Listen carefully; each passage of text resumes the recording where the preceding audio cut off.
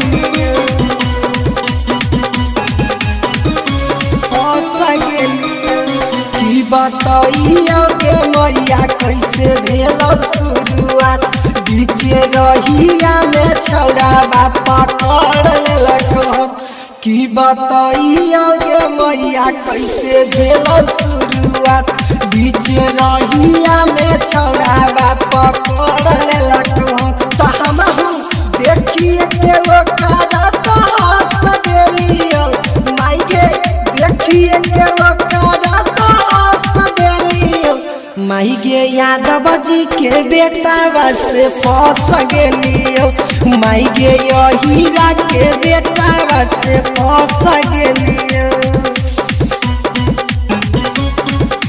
फंस गेलियो फंस गेलियो माई गे यादव जी के बेटा से फंस गेलियो।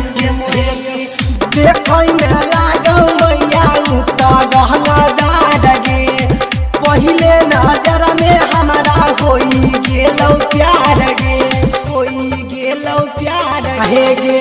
देखो में लागो मैया रहनादार गे पहले नजर में हमारा होई गेलो प्यार गे होई गेलो प्यार। हम दिलवा में वो कारा धस गेलियो हम दिलवा में वो कारा धस गेलियो माई गे यादव जी के बेटा से फंस गेलियो माई गे यादव जी के बेटा से फंस गेलियो गे मैया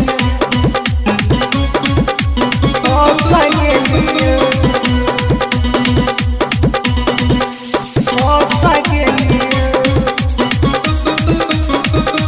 माई गे यादव जी के बेटा से फंस गेलियो।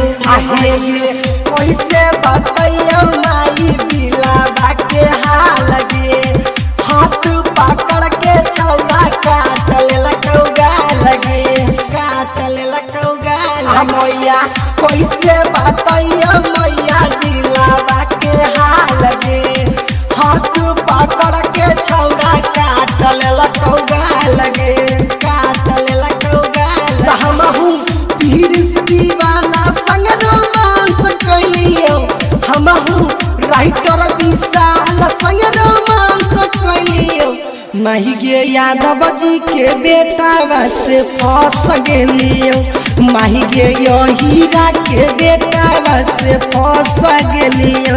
माफ कर दे माई गलती भ गेलो।